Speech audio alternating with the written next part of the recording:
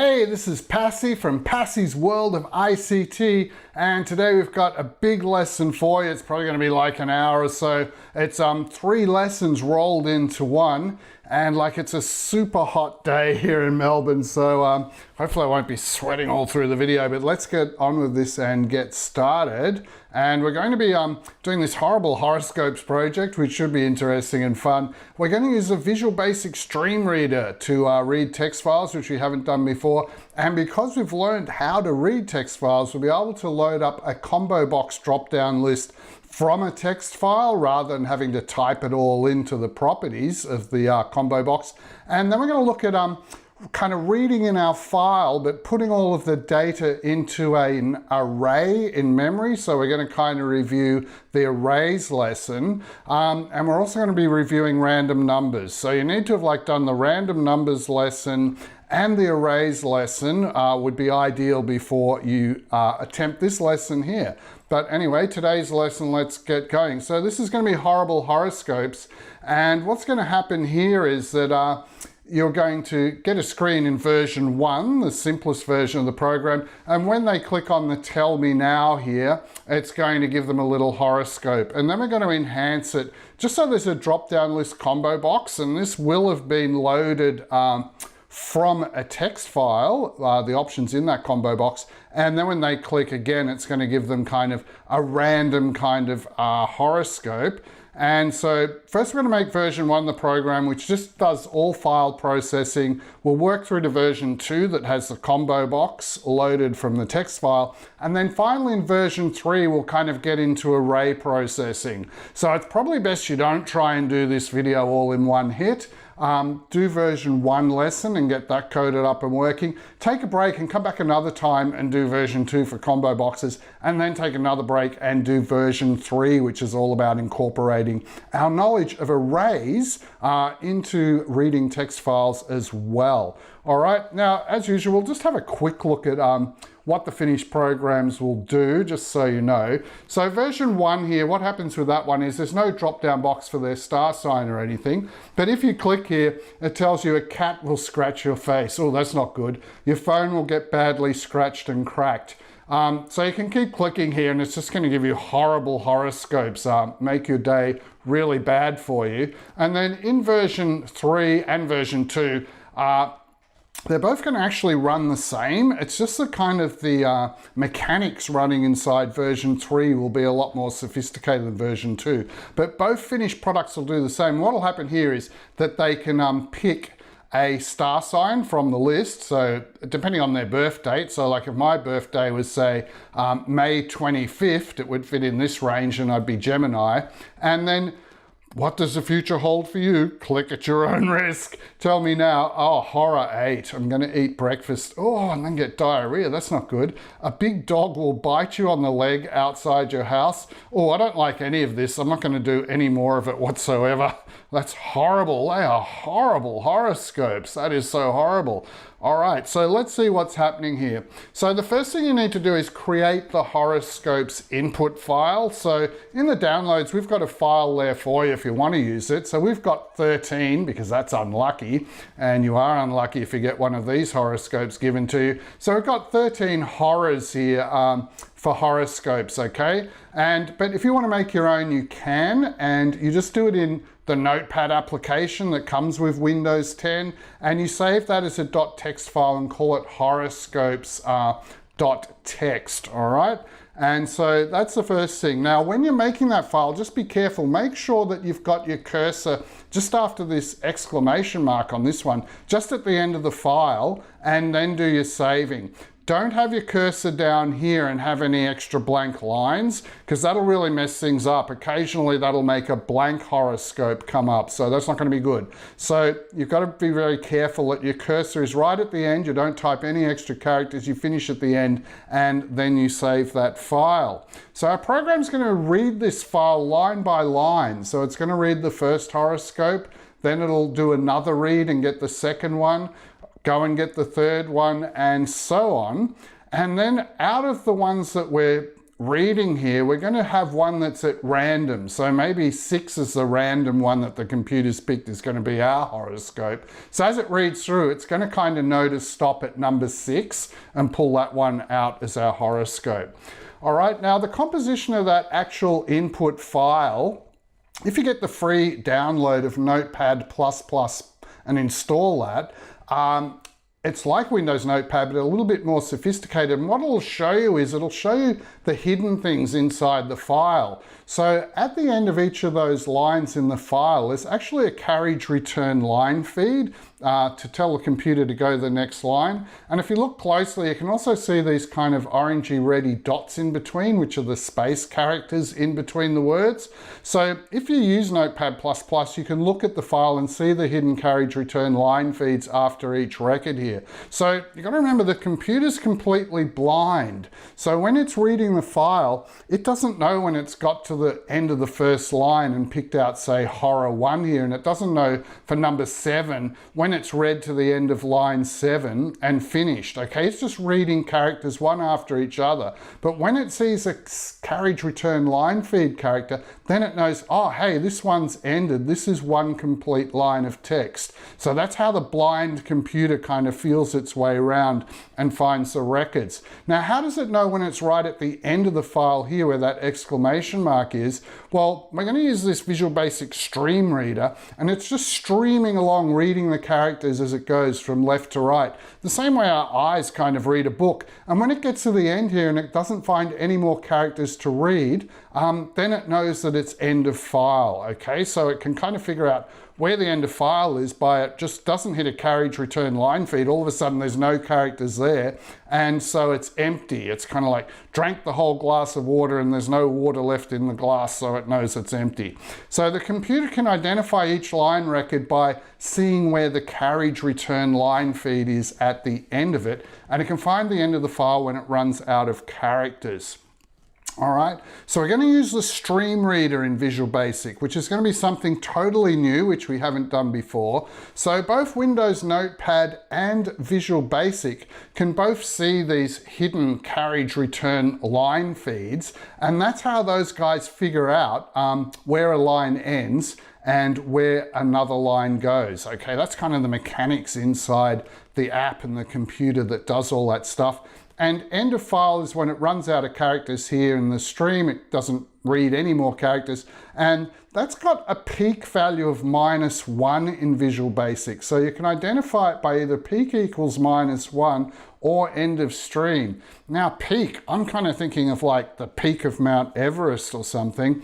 But what it's talking about is like peeking, when you peek to have a look. So maybe when you're a little kid, you know, you guys were up to something in the backyard and one of you was peeking round the corner, peeking and looking to see if mum was coming and she was going to see what you were doing, all right?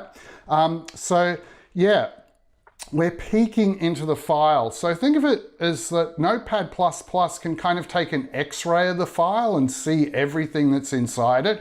Whereas when you're running your Windows Notepad application, or if you're using Microsoft Word, the hidden files aren't displayed on the screen. They're certainly there, the hidden characters like the carriage return line feeds are there, but they're not displayed to you. Instead, you just see the cursor at the end of the line. And the cursor knows how to position itself at the end of the line because it can see the carriage return line feeds.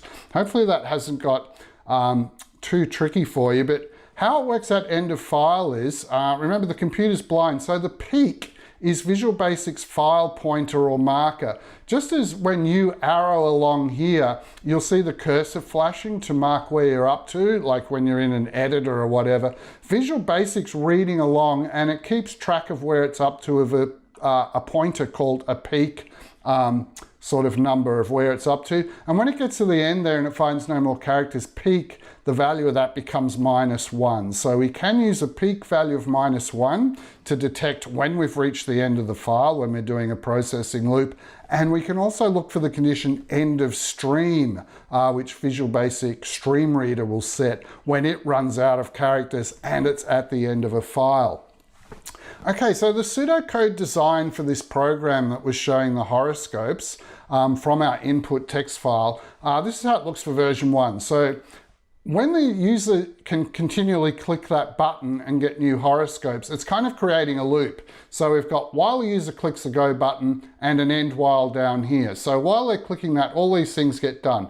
It reads that text file we've made of all the horrible horoscopes. And first thing it does is it counts how many records it contains, because you can make that file as long as you like. Some people might only want 10 horoscopes.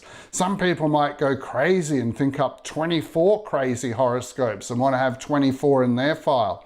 So first we need to kind of just read through that file, just counting as we go, and count how many records are actually in the file. Then we can create a random horoscope record number. So if there's only 10 records in somebody's file, because we've done the count, we'll know to get a random number between 1 and 10.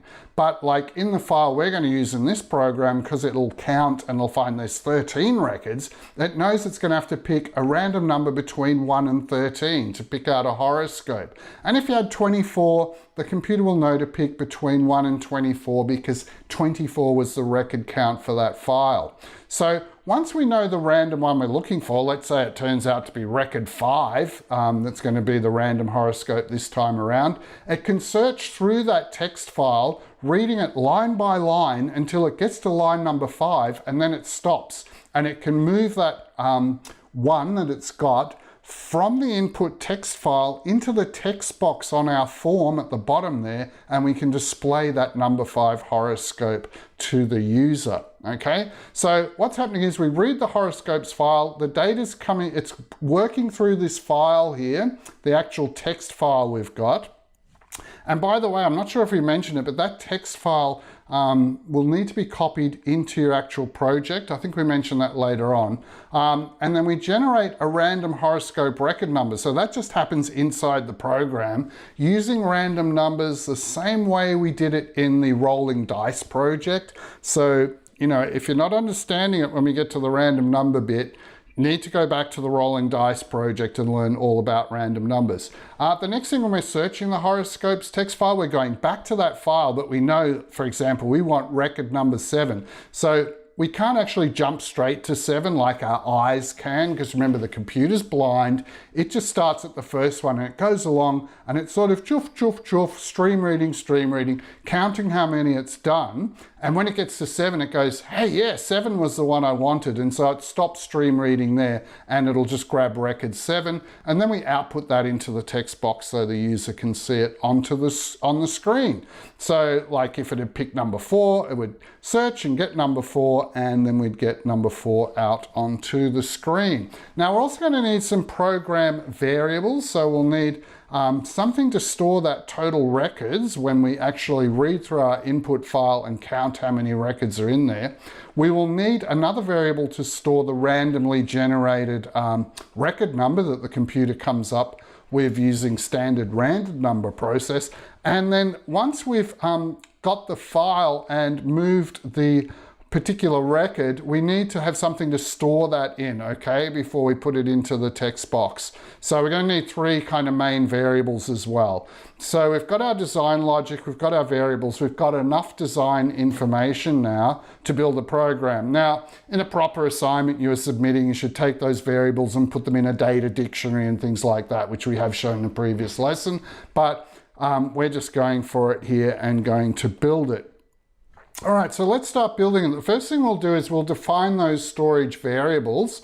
So up the top here, we need an import. So we need import system.io, and that's going to bring in extra VB modules, including that StreamReader. The StreamReader is the thing we need to read our text file. So if you remember back when we were doing ASCII regex validation, there was Visual Basic regular expressions for pattern matching, and up the top before public class you had to import regular expressions because they were kind of an extra plugin that's not usually there with Visual Basic. Look, it's kind of like this. These things are kind of like accessories for your car. So let's say normally you've got your car and you're driving around, but in your garage you've got a set of roof racks, and today we want to actually put the roof racks on to take the kayak down to the beach. So we bolt them on, okay? So today we want to bolt on system.io so we can do some stream reading. So we have to put that right up the top of our program and bolt it on. Okay, so that's kind of taking care of that. Then we're defining these variables. So this is just business as usual here, like we've done in other programs. We're using our Hungarian notation, int for integer, and the other one is also an integer. So we're setting both of those up. Now, this is something a bit new here because we've got a file. We need to also define that file to Visual Basic, and we define it as an object, okay? So we're just going to call it my text file. It's an object, and the name of it, what that text file is horoscopes.txt. That's what we saved it as. Now, if you don't copy that file into the bin debug folder of your project, so after you've made your horoscopes.txt file and saved it, you need to resave it or copy it into your project, into the bin folder, go to the bin folder of your project, the binary one, then go into the debug folder and copy horoscopes.txt into there. I think it also works if you just put it in the bin folder, but anyway, what we saw in Stack Overflow, someone was using bin debug, so we've tried that and it works, so we're sticking with that. Now, if you have a file path, so if you don't put it in bin debug, you've got to put that full file path, like C documents, horoscopes, text. You've got to code that in here where it's got horoscopes.txt. So you just have to put a path name.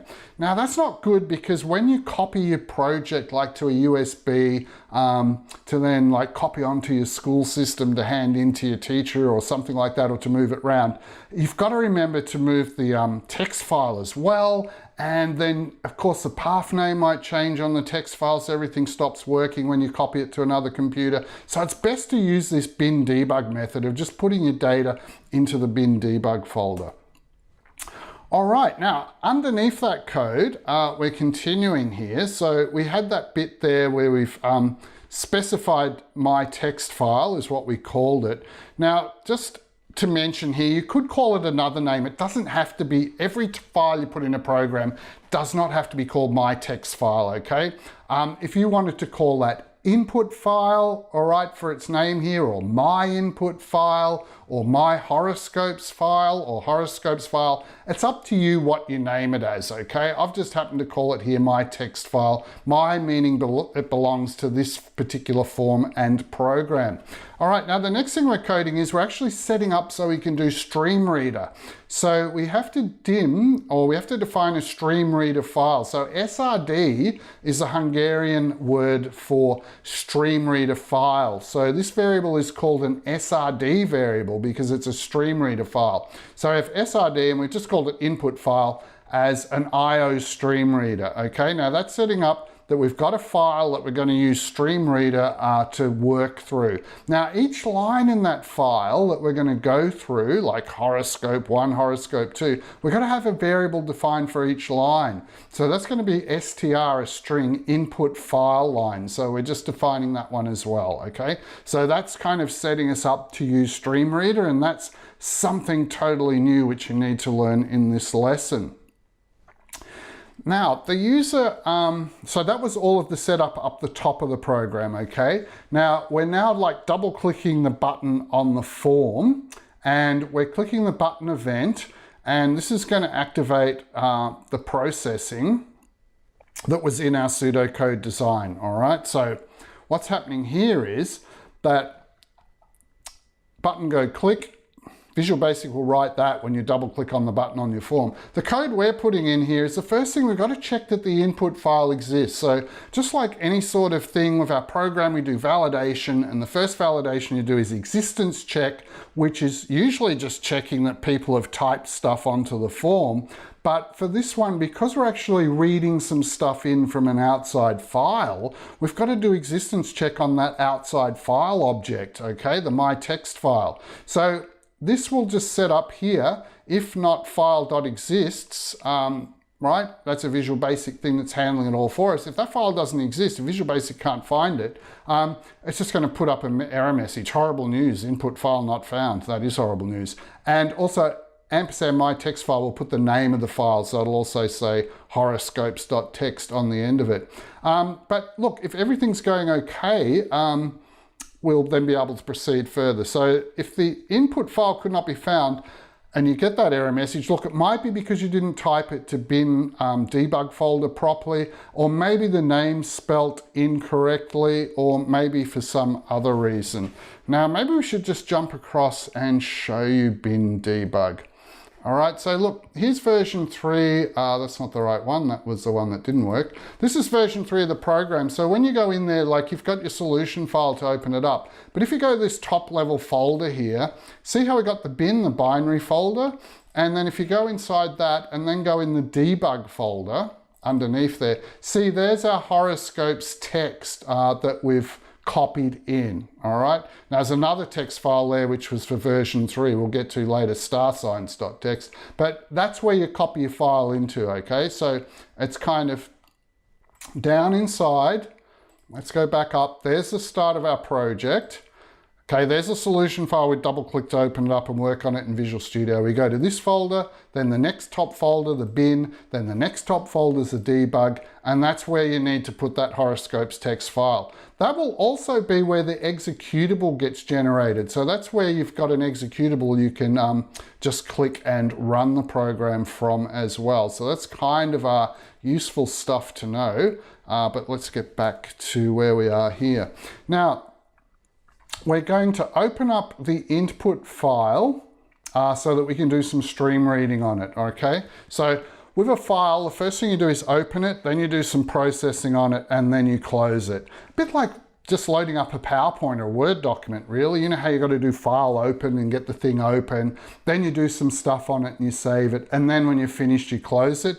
We do the same in the program whenever we're doing an input file. So we're just setting up here our StreamReader input file. That's just going to be a new IO StreamReader we need to make, and we want that StreamReader to be looking through the horoscopes.txt file, all right?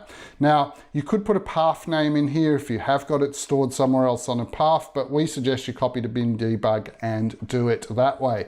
Now, what else are we saying here? Oh, we've also got an exit subroutine here. Sorry, back here where if the file isn't found, we don't want to go down here and try and stream read it because that's just going to cause a program crash if the file isn't there. So we've actually used this thing with an exit sub. So what that does is it just kind of is like an ejector seat in a plane, and it just ejects us out of this subroutine back up to the main form screen. So it kind of just gets you out of here and doesn't do any further processing. It won't come down here and set up a stream reader and do any program crashing or anything. So that's something new as well, exit sub. Now, the next thing we do in that button click routine, so this code's going underneath all the other stuff we've done. We've checked whether we've got a file. We've set up that file to be looked at by StreamReader. We're going to count how many records are in the file because we need to know how long it is, because people could make different length input files. It doesn't have to be 13 horrible horoscopes. You can just do 8 of them if that's what you want to do, okay? So we set our total record count to 0, and then we're going to set up a loop here. And what we're going to do is we're going to do that until the SRD input file peak is -1. Remember, peak -1 happens when you're right at the very end of this input file and the stream runs out of characters, all right? And then we've got this. Go to the SRD input file, which when we set up in the StreamReader previously, it knows that's our horoscopes text file over here on the right. And what it's going to do is it's just going to do a read line. Now what a read line does is just brings in the next record. All right, so first time through here, it is just going to bring in that first record for horror 1 in the file, and it's going to count it. So the total record count is now total record count +1. Now, it loops back up to here. Are we peaking at the end of the file? No, we're not. We're on record number 2 now. And record number 2 runs along all the way until you've got a carriage return line feed. So this read line will stream along record 2 character by character until it hits that carriage return line feed. Sorry, the picture of the file so small here, and then it'll stop and we'll add another one to the count. So it's just streaming along to the carriage return line, adding one to the count, streaming along till it gets to the bottom, and when it gets on the very last record, there's no carriage return line feed. So when it does this read line, it'll add one to the counter, and we'll get the counter up to 13 at the end of things, and when it comes back up here, it's doing it until we're peaking at -1, until we're at the end of the file. And it's going to notice, hey, we just read that record and there's no more stuff. So the peak is -1 now, it's end of stream. So it'll stop. Okay, so that's kind of our little code that's going to loop around, just counting the records as it goes. And we've got try-catch processing around it as well. So you need to have your try-catch processing just in case something goes wrong with the reading. All right, with files, we always put them inside try-catch. And if something does go wrong, we're going to just tell them there's an error while we were reading that file to do the record counting. And we're going to exit sub. So again, we're going to hit that ejector button in the plane and we're out of the plane and we're not doing any more flying or any more processing in this button click subroutine. We're just going back to the form where the error message is displayed on the screen. Now, if everything's okay though, and it's been through the loop and got the count, we now close the file. So remember, you open up a file, you do your processing on it. Here we were reading through and counting, and then you always need to close it at the end, okay? So that's really good programming practice. Always remember to close the file. All right, now we need to generate a random number. So we've counted our records, we know how many we've got, and the random number will need to be between 1 and that total. So if you've got 9 records, it's going to need to make a number between 1 and 9. How you code it is like this with the random number coding. Now, if you have forgotten how to do that. So anyway, this should, for our one, because our record count was 13, this code will actually generate a random number between 1 and 13. And that's going to be the horoscope record we're going to get out and give to the user. Note here, we've also got this commented out, what we call a debugging display. So we wanted to make sure this counter thing and the random number, all those things are actually working. So if you deleted these two minus signs and that single quote, this line would then become active, and when the program runs, it's just going to put a little message box saying random record equals, and it's going to tell us what the value of the random record number is. That way we're just able to click and run our program a few times and make sure it was getting numbers between 1 and 13, and it wasn't kind of stuck and only doing numbers between 1 and 7 for our file or something weird. And then once we finish the testing, just leave it in there in case there's problems later on we want to put displays back in. So you can just comment it out. So you will see in our program listings for this particular project that we've got those debug displays in, which we haven't had in previous listings. So if this whole screen we've been through here hasn't made any sense to you at all, you need to go back and look at that dice rolling lesson just to get to grips with random numbers. Here's a really quick revision that if you wanted something simple like between 1 and 10, you have to do 10 times the random plus 1. Now, because ours is variable, the total records might be 10, and we might be doing 10 times rand plus 1, but in this one it's 13, and it's actually, when it does it, it's going to do 13 times rand plus 1. So it's kind of like algebra substitution. I hate to say that word algebra because it gives people maths nightmares, but it's kind of like that's a variable, and depending on what the record count is for whatever size file someone's got for their horoscopes, it's going to put the right number in and get between 1 and that number. That's how that is all working there. Whew. So if you went back to the pseudocode, what have we done? We've done quite a bit actually. We've gone to our horoscopes file and we've counted how many records are in it. Once we knew that, we've generated the random number between 1 and whatever. Now we need to do that searching, that reading through the file to pick out the actual number horoscope that we want. So here's our file with its carriage return line feeds in, and each record has a number. So we've got 13 of these different records here, and we've got to match that record number up with the random number. So let's just say the random number came up as 4, all right? So we'll need to stream read the file until we reach and retrieve the 4th record in the file. So we need a loop. We go through and we need to loop 1, 2, 3, 4 times, go to number 4 and actually do it and get the record, but then we need to stop the loop and just keep this latest record which we've read in so that we can do horoscope number 4. All right, because 4 is the one we're after because the random number came up as a 4. And then as we'll see with the rest of this processing, what will eventually happen is we'll be able to get that into a variable in the computer and then move that variable into the text box, and they can see it on the screen and receive their horrible bad news horoscope. Okay, now the program code for the button click, all right, for searching. So this is how we're going to read through the input file and find that random numbered record. Like if it's number 4, this is how we're going to find number 4. Okay, this is the code that does it. And you'll notice that we've got the usual things. We're opening up the file. So we're opening things up to do some work and getting it set up with a StreamReader to do that reading. And then at the very end, we need to close that file off again so that other processes don't try and access it, or it doesn't stay open and get corrupted.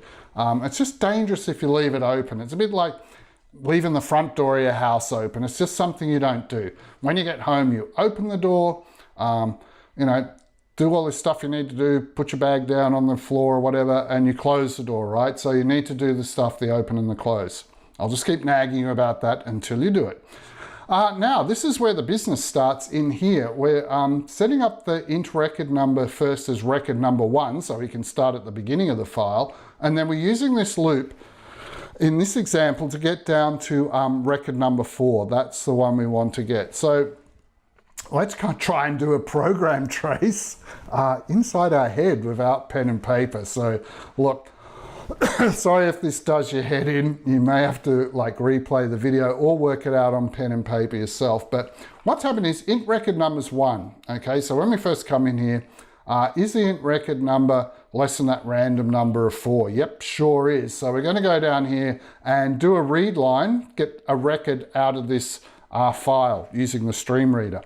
So because we're on number 1, it'll just come to the first one and it stream reads along, StreamReader, StreamReader, StreamReader, till it gets the carriage return line feed, and then it knows, hey, I've just got that record, and so it stops. And it's going to take that record this time and put it into the str input file line variable. So it's going to move what's in the outside file into the program and store it in str input file line. It's also going to bump our loop counter up by 1, and the end while will send it back up here to repeat the loop. So the loop counter was 1 for this first record, so 1 plus equals, that means bump it up by 1. So 1 plus another 1 will be 2. So we get up here. Is rec number 2, is that less than or equal to that random number? Oh yeah, that random number's 4. 2's less than or equal to 4, so we're going to go in here again, read again. It'll go along, number 2, till it gets the carriage return line feed. It'll store that over the top of what used to be an str input file line. It'll bump it up 1 more. So 2 plus 1 goes up to 3. 3's less than that random number of 4, so it does it again. It's going to read all of record number 3, streaming along till it gets to the carriage return line feed. Put record number 3 into str input file line. So 1 and 2 aren't there anymore. We've now got record number 3 in there. And int rec number has to go up by 1. So we're on record number 3, we up it to number 4. And while int rec number 4, well, that will be less than or equal to 4. So it's going to go here and grab record number 4. It's going to put it in str input file line, bump it up now to 4 plus 1's 5. And when it goes back up here, is 5 less than or equal to 4? No, so then it'll stop. And so it came all the way down here, stream reading, and it stopped on number 4, and it's actually got number 4 stored in str input file line, okay? And so that's done, and now we can close the file. And of course, we had it in try, catch, and try processing just to catch any records. So all we have to do now, because number 4 is in str input file line, we've just got to get that put into the LBL horror output.txt here. Okay, so I think these are described in the Word document download, but we haven't done it here in the presentation. But look, that's just a label. It's not actually a text box, it's a label, and we've set the text alignment to top center, I think, to get everything centered.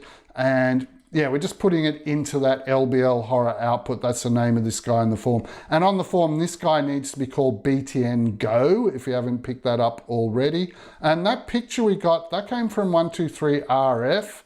So we can't give that to you, but I'm sure you could find a similar zodiac horoscopes picture on the internet to use for your form. All right, now notice that the processing, as long and complicated as that seemed, it's taken I think half an hour to go through that nearly. It's just on standard IPO, so always try and come back to the high level when you're getting confused. So all projects, programs usually do input processing and output. So the input was we had to read in and count the horoscope records after we checked that the file existed.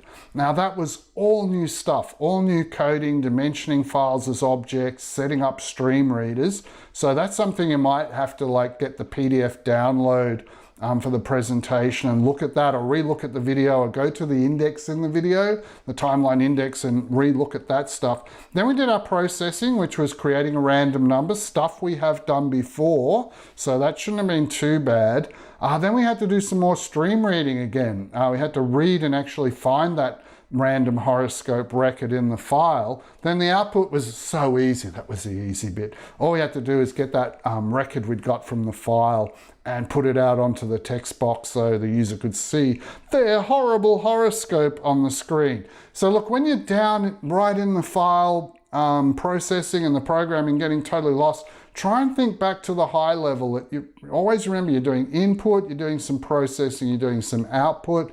Then from there, go back to your pseudocode, which kind of summarizes what the IPO is doing. And then you go down into the super nitty-gritty depth of what your program does. It's a bit like Google Maps, like you kind of get that red marker first, that's like your high level thing, and then you can zoom in a bit and see what's around it, which is like looking at your pseudocode for the program, and then you get right down into street level view, and that's kind of like when you're doing the Visual Basic code. So always try and keep an eye on the top level view if you get lost. All right, now you probably want to take a break, work on version 1 and get it all working. And then maybe even another day, not today, just come back to the video and in the timeline index, look to where we're starting version 2.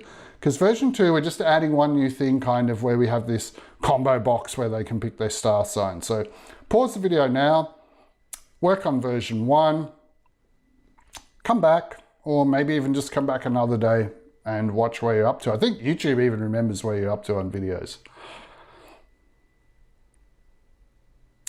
Okay, welcome back, and this is version 2 of our Horrible Horoscopes program, where we're going to be adding a combo box so people can pick and click their particular star sign. So again, to start off, you need to make a text file. Actually, this one's called starsigns.txt. That's what you need to save it as.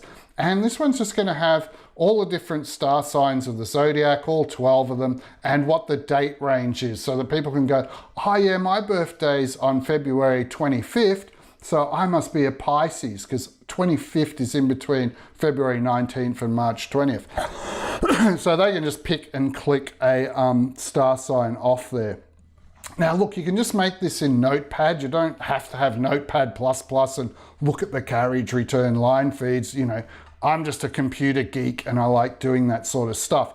And the great thing about this is if you Google for star signs of the zodiac, you can copy and paste these dates and names off the web page. That's what I did. I was just on a web page that had all the zodiac dates on Google, in Google Chrome, and I just used my mouse and copied and pasted them and just sort of copy paste into this text file that I had open in Notepad, not even Notepad++, and then just made sure my cursor was right at the end here so that I didn't have any blank lines underneath and stuff. And then I just saved it. So just use normal Windows Notepad, copy and paste from the internet. You can easily get the dates there and save a lot of typing time. And then once you got it saved, copy it into the bin debug folder of your VB project, okay, which we showed you how to get to before. That'll make it a lot easier. You don't have to put path names in your coding. And also, when you copy your whole big folder for your whole project to a USB to another computer, you don't have to worry about copying the file as well and the path name changing and all of that. So what the finished version 2 should look like is just like version 1 actually, except there's going to be a new combo box here, and when they click on it, they're going to be able to pick and click their star sign. And we're just having a label here, all right? So here's the form design for version 2. You just need to add on a label, and that just has some text in it that selects your birth date star sign. Doesn't need a special name because the program's not going to do any operations on that label. The combo box does need a special name because the program's going to be doing stuff to that. So that's called CBO star signs, just spelt just like it is here. So make sure it's named like that. Now, normally after we've created a combo box, you go into its properties and double click on the items and you type all the stuff in that you need on the combo box. But this is where this project's going to be different. We're not going to type it in the properties. Instead, we're just going to read it in straight from that star signs text file that we made by copying and pasting off Google, all right? So this is going to be different. Don't do anything to the items property like you usually would for a combo box setup. We're just going to use this star signs file, and we're going to use StreamReader actually to go right through it one by one and just add all these in. So you can see all those options there, they just came straight out of this file, okay? And it was all by StreamReader. And it's just going to teach us a bit more StreamReader and be a bit of fun. So look, version 2 program is the same as version 1. That pink code there just shows the stuff that's new. We're going to have, on the form load event, we're just going to load up the combo box using this star signs text file and StreamReader. Plus we'll need some validation checking. We need to make sure the user has actually selected a star sign. I mean, we went to all that trouble to make a combo box for them and load it. They better actually use it. So make sure that it's not blank, that they didn't skip it and just go straight down and click the button. If it is blank, we choose, tell them to choose a star sign from the drop-down list. All right, so if it's not okay, give them the message. If it is okay, all of that will be ignored and it'll come down here and do the normal main process, exact same stuff we did in version 1, all right? So double click anywhere in the colored background area of the form, and that brings up the form load subroutine because that's where we need to put this new code that's going to load the combo box. So you've got your form 1 load subroutine here, and we're just setting up StreamReader files again. So remember, you had to dimension an object for your file. So this one's not going to be called my text file. I'm calling it my star signs file. That's just the name I picked. You could call it something else if you want to. And that's going to be the star signs text one, which I have copied into bin debug. And I also need to dimension the StreamReader line record for each line of stuff in that file. So I've done that. And I'm setting up, here I'm setting up the whole file as an IO StreamReader file. Okay, so I'm telling Visual Basic, hey, I got this object, that's what it is, it's actually an external text file, and I need a StreamReader set up so I can read through that file, okay? So we're just doing that. Again, we're doing the existence check straight away, just like we did with the Horoscopes one. I'm just doing a quick read with the file exists method to check it's there. If it isn't, well, we're giving the message something's wrong, it's not there. And we're going to use that exit sub to just abort and get out of this subroutine and not do any further processing in our program. We'll just go back to the form which the user is looking at and do nothing. But if it was found to exist, which would be the case, processing is going to drop down. So we're still in that form load subroutine at the moment, and we're going to do all this stuff. Because we're doing a file, again, it's the same stuff as we did last time. You need to open the file first, set up your StreamReader, tell Visual Basic what the name of that external file is that's in bin debug, and at the end you've got to close it, all right? So I've got to be neat and tidy and open things up and pack them away and close them later on. And in here's where we're doing the actual looping process to go through every record in that star signs file, all 12 signs of the zodiac, and load them up. Now you've got to make sure when you're adding them to the CBO star signs items, you have to use .add. So it just keeps adding them, because what will happen if you didn't have like this add on there, it would just sort of go through and add this one, but then it gets the next one and just adds it over the top of that one. And then it goes to this one and puts it over the top of that. And you'd only probably have like the last one showing, but with the .add, it means keep adding to the file. So I want to keep that one I just added in, number 1. I'm now on number 2 because I haven't got to the end of the stream yet, because this loop won't stop until it's the end of the stream.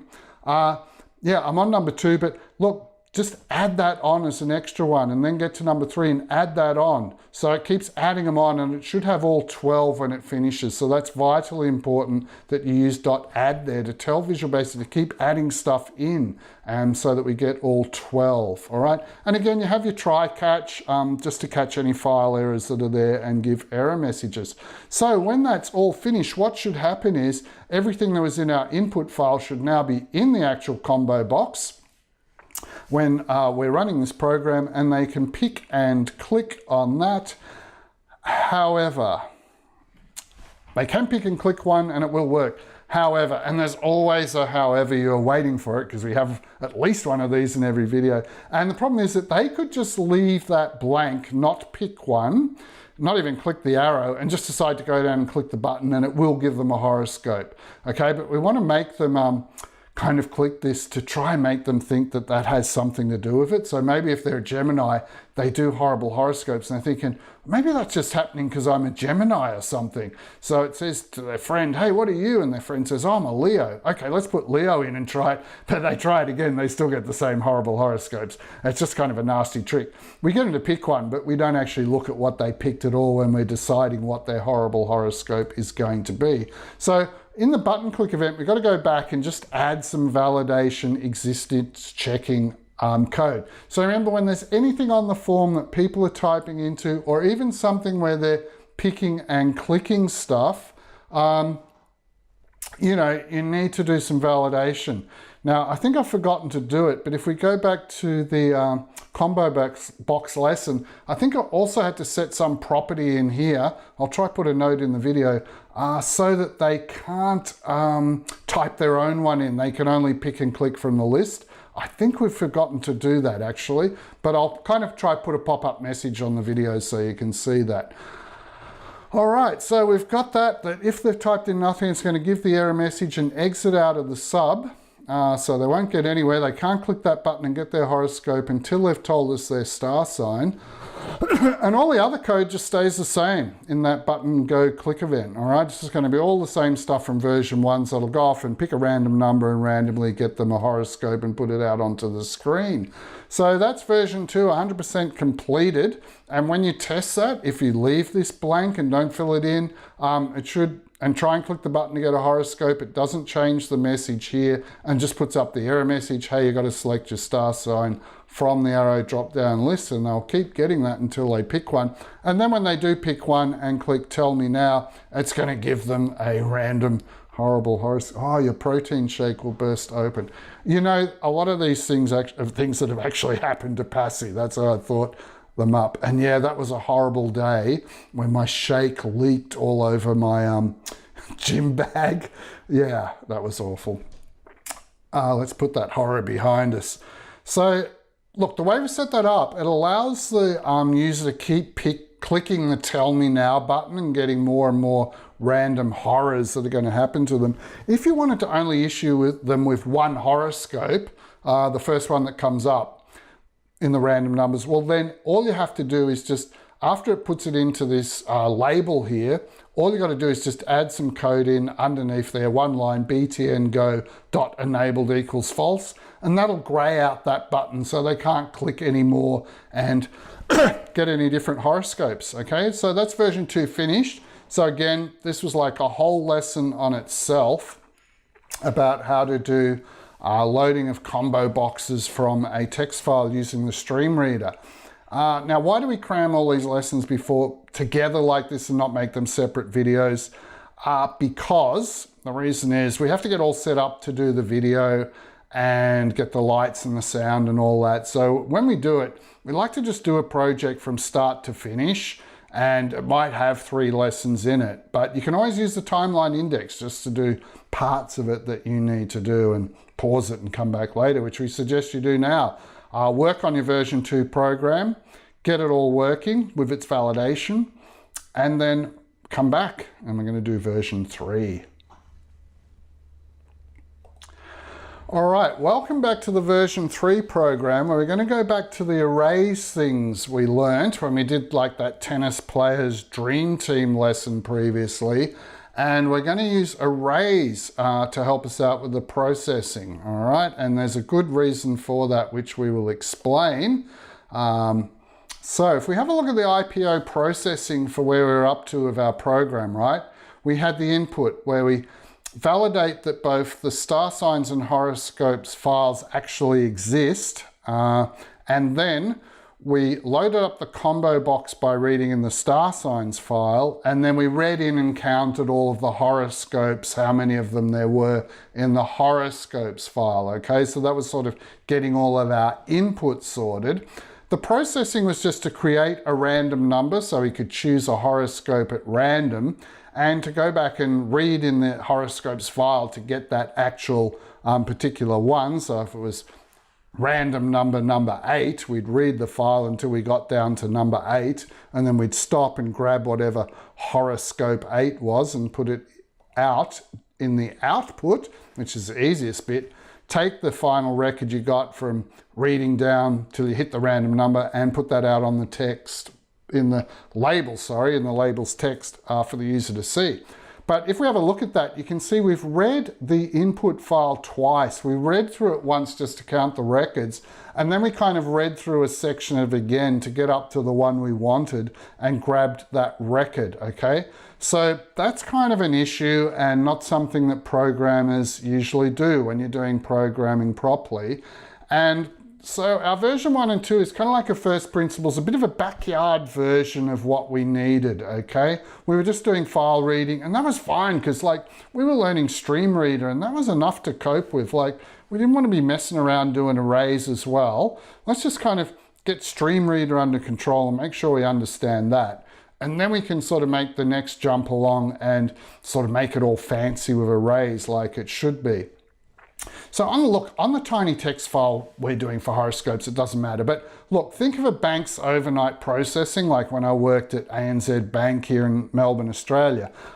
Look, there were like 3 million customer records we were processing in the nightly run. So you couldn't just like keep going to the file and trying to find a particular person by starting from the beginning and then reading down. Like, you know, you might get the first person, maybe they were person number 1000 in the file and you could do their account. But the next one you're doing might be like person 2,500,054 or something. So look, the thing would run forever. It would never finish by morning and people wouldn't know their account balances. So you have to do some sort of in-memory array processing. You can't just be getting everything from the file. And also think about multi-user systems. Like if 50 people are all trying to get that horoscopes file at the same time or something on a network, and they keep going there to get it because every time they do something, they need to reread the file. That's going to cause them sort of response times waiting until the file's free for them to get a chance to read it. So that's not good either,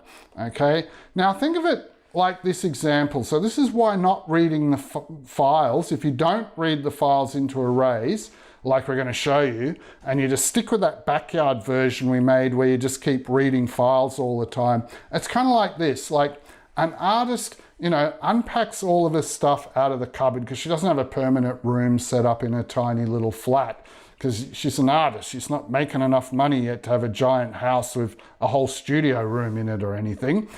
So she has to unpack all her equipment and set it up. So she's going to do this piece of art. So first step is to kind of work out, oh yeah, I've got all these tubes of paint. Let's work out what colors we're going to need for this project, what sort of project it is. So she gets that all sorted and picks out the colors and kind of groups them all together, the tubes of paint and stuff. And then she's finished doing that color picking process. And so what she does next is she just packs everything up and puts it back into the cupboard, kind of like closing the file. So she opened the file, opened the cupboard, got stuff out, did processing, and then she packed it all up and closed the cupboard again. All right, then she realizes, oh yeah, okay, now I've picked the colors. The next process is actually to paint the picture. All right then, let's go back and go to the cupboard, unpack everything again and get it all set up. And this time we'll actually do the painting part of the, you know, what needs to be done. So reading files multiple times, that's what it's like. It's like continually kind of opening something up, unpacking it all or doing some stuff to it, then closing the file, packing it all up again, and then going back and opening it. You know, like imagine working on a PowerPoint, you just finish one slide, so you go, oh yep, that's a slide finished. Okay, I need to save it, I need to close it. Check that it's in the folder. Ah, yeah, it's in the folder. Okay, great, it's saved. Oh, I'm ready to do the next slide. Oh, okay, now I'll open up the PowerPoint again. I'll go down and work out, oh yeah, I was up to that slide. Now I need to do the next one. You can do it that way, but it is just so efficient and so time consuming and just so way the wrong way of doing it, okay? And that's what we're talking about here. So this has to be done. It's not kind of optional. So in our version 3, we're going to load that Horoscopes file into an array. And then once it's in an array, it's in program memory. And this is the way a professional coder would code the program.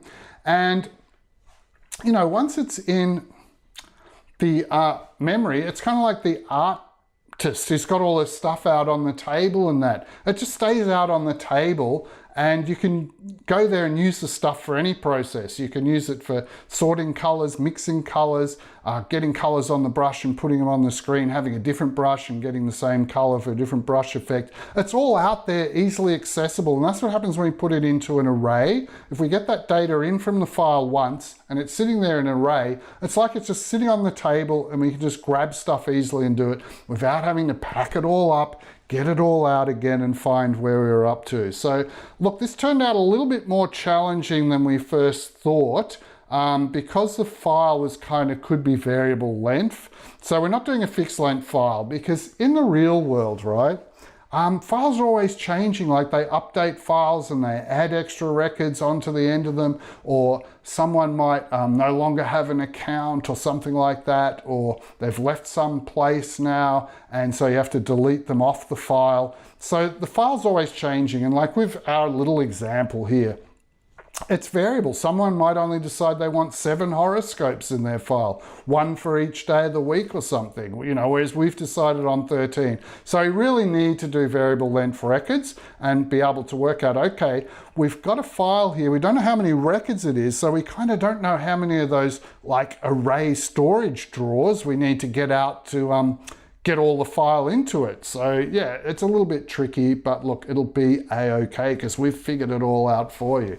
All right, let's have a look at the pseudocode here. And when you have a look at this, hey, this is pretty much the same as version 2. We were loading up that combo box with the star signs text file. And now we're also going to load the horoscopes array up, the memory, all those little sets of drawers in computer memory next to each other, an array. We're going to use the horoscopes text file to do that. And then this while and end while is pretty much the same stuff. Like if they've left the combo box blank, give them an error message. Otherwise, we can generate our random number, search through and find the horoscope. But this time we're searching the array. It's already out there in computer memory. We don't have to open files and close files. It's sitting there ready for us to go. And we're going to do the exact same thing here at the end, output that random one we found and put it out on the screen so the user can see it. So a lot of this version 3 program is just version 2.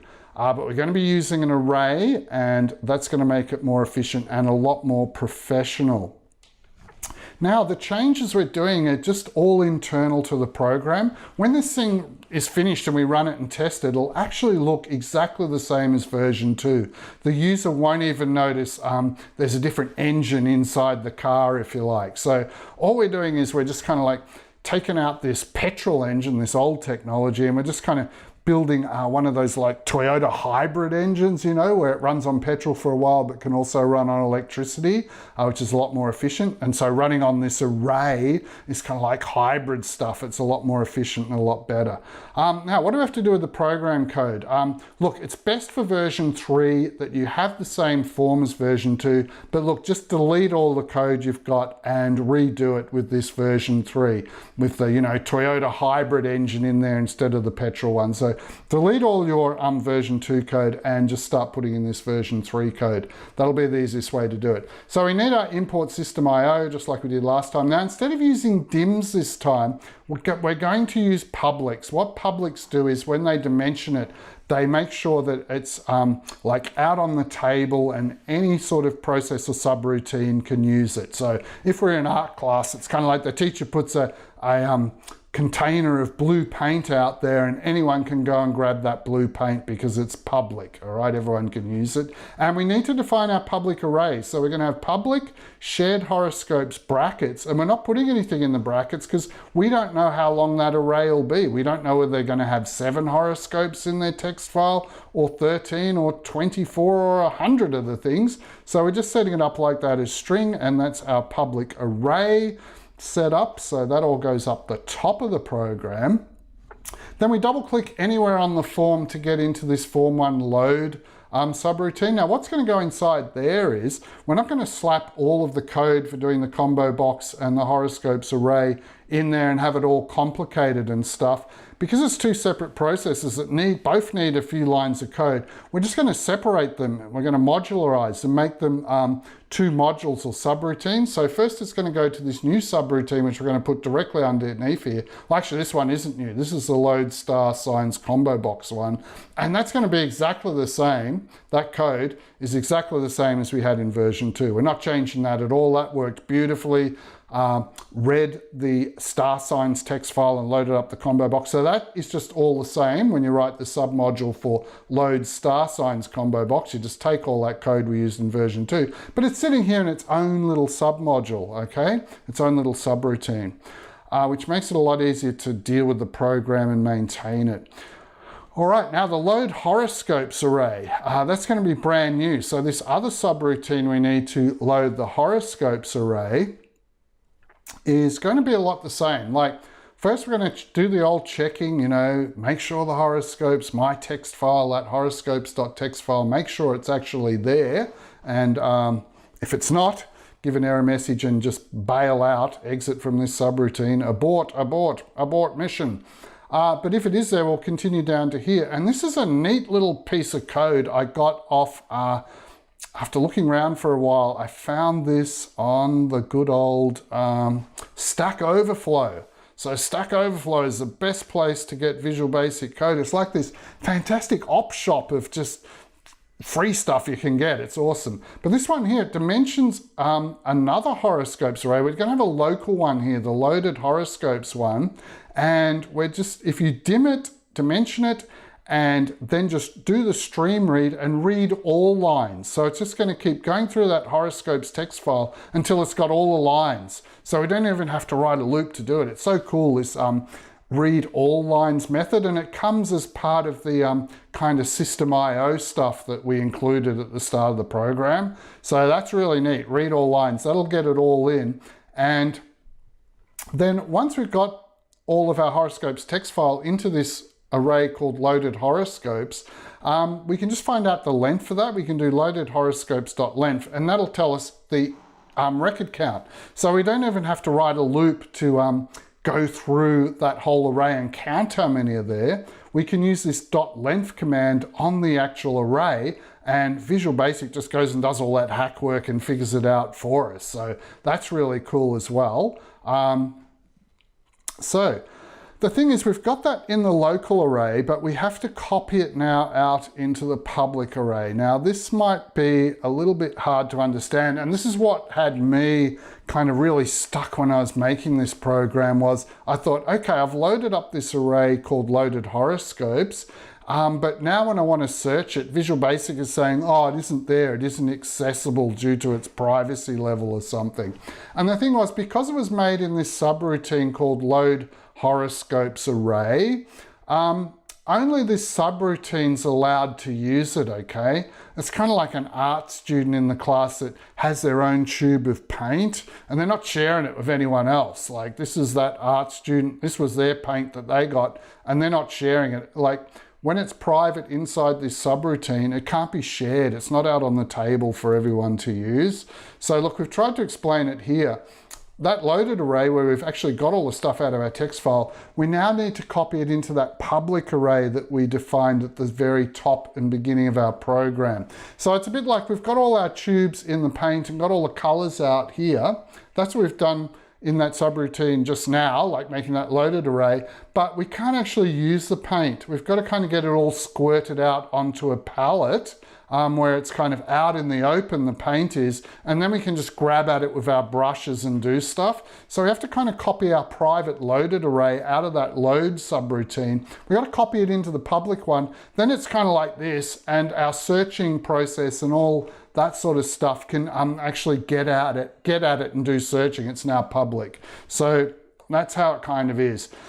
So something else we need to be aware of is that now that it's in an array, it's a little bit different to when it was in the file. In version 1 and 2, when it was in the file, we had record numbers, these blue numbers here. And so horoscope number 6 was actually record number 6 in the file. So it was easy with the loop. We could just keep stream reading till we got to number 6 and read it in and stop. But now we've got it in an array. Remember, with an array, the numbering is different, and this is a real pain. The first record starts at 0. So horoscope 1's actually going to be array horoscope 0, and horoscope 8 down here is actually going to be array horoscope 7. All of these numbers here are kind of like one less than what they really should be, and it ends at 12 instead of ending at 13, all right? So this is going to create a little bit of complication when we do the array searching compared with what we did with that file searching. So just be aware of that. All right, so let's get into what we need to do. So because array indexing starts at 0 and not 1, the index value of the last item in the array here will be 12. And how we work that out is we go, oh, okay, we know how long that array is. It's actually got 13 things in it. So the number of the last one isn't 13, which is the common mistake people make. They'd make form1.horoscopes brackets 13. You actually have to do the length of 13 minus 1, because what goes in the brackets is the last index number, which is also a pain. It'd be so much nicer if what went in the brackets was, hey, I want to have an array to store this many things. Let's just put 13 in the brackets. But it doesn't work that way. It wants to have the index number of the last item that's going to be in your array. So I have to do the total rec count minus 1 to get it right. That way it'll work if someone's got only 6 horoscopes here. Maybe they've got 7 horoscopes, let's say, for 7 days a week. What this will do is by taking the 7 and minusing 1, it'll work out, oh, the last number for their guys in the array will be number 6 here. So it'll work it all out and do it properly. So you've got to be aware of that the length of the array is 13. There are 13 items in it. But when we do this redim statement to redimension it, and this is something new as well, because remember, when we dimensioned it as a public array up the very top of the program, we didn't know how big it was yet, so we just left an empty pair of brackets. And now that we know how big it is, because we've counted the records using the .length command for our other little subroutine loaded array, we can now dimension this public array and tell Visual Basic exactly how big it is. So we do a redim. It was set at brackets nothing, so we didn't know how long it was. Now we're redimensioning it and telling Visual Studio exactly how long it is. So yeah, on that redim statement, make sure you're doing the count minus 1 and not doing record count, or that's all going to be wrong. And we've also got to remember, when we're doing our loop to copy our loaded horoscopes one, which we've got in memory, into this public one, which we've just redimensioned to get to the right length. So it's the right length to take all of those horoscopes into it. We've got to also remember that we're working from 0 up to the length minus 1. Okay, so in here, we're going to run the loop from 0 to horoscopes.length minus 1. Okay, a lot of people just go, oh yeah, I need to go from 0 up to, how many horoscopes were there? Oh yeah, that's the length of the thing. And they just put the length in, and then it'll actually jump kind of one past here into no man's land. outside of the array, and that could cause like program crashes and stuff. So yeah, that's a little bit of a hassle as well. But if you remember back to our arrays lesson, it should kind of make sense. But anyway, thank goodness that is the Horoscopes array loading subroutine completely finished now. So yeah, you might want to just pause and even go and code that and think about it. Because what it's doing is it's reading the text file. It has to put it into that kind of local private loaded horoscopes array first. Then we can dimension our public one because we'll know how long that loaded one is. And it's kind of a mirror image copy, and we just copy the records into it using a loop here. Okay, so that's all that done. All right, stick with it because I think we're getting closer and closer all the time. So the BtnCode code is going to be pretty much the same as version 2. We're checking if they haven't picked and clicked the star sign out of the combo box. We're giving them the message they've got to click one and exiting out and aborting. We're doing the exact same coding here to get the random number. The difference is we're going to search for that random number one in the array. So this has got a bit of code. So again, we've just put it out in its own separate subroutine. So everything in this button go click, actually, if you compared that, that is the exact same code as version 2. It's just that where we had that code for searching through the file, we're going off to a separate subroutine to search the array for that particular random number record. And this is what that subroutine looks like, okay? So we're searching for a randomly numbered record. So remember, they're our records, but remember they're numbered with an array index, which is different to the record number. It's -1, it's one less than what the record number is. So to search through here from the start, we don't set it as 1, we have to set it as 0. So the integer index of this array is 0. That's the first record. So this is where it's different from version 1 where we were doing the file and we set it to, yeah, hey, we want to get record number 1. Well, in arrays, record number 1 is actually record number 0. So we've got to set it to 0, okay? And we're also going to have to back down the value of our random number. So if our random number is 5, right, we want to get this record 5, horoscope number 5, but in the array, damn it, that's kind of record number 4, it's not number 5. So what we need to do is we have to adjust down. So whatever the random number is that the computer generated, we just need to subtract 1 from that before we go looking for it in the array. Otherwise, we won't get the right record, okay? So you might have to think about that till it sinks in, but we need to just have this little bit of coding to take care of that. All right, we're still in that same subroutine, and now we're just at the part where we're going to loop through exactly the same as we did when we were reading the file, actually, to get down to the one we want. All right, so it's just going to keep going through here, sort of putting whatever it's read at the moment from the StreamReader into str random horoscopes and storing it there. And it will stop when it's less than or equal to 4, because remember, we dropped the random number down from 5. We did the -1 previously, so it will know to only go to 4 in the array. But 4 in the array will actually be record 5, because arrays, remember, start at 0, so they're always 1 less in record number than what the actual file was. So that is actually the end of the program code for version 3.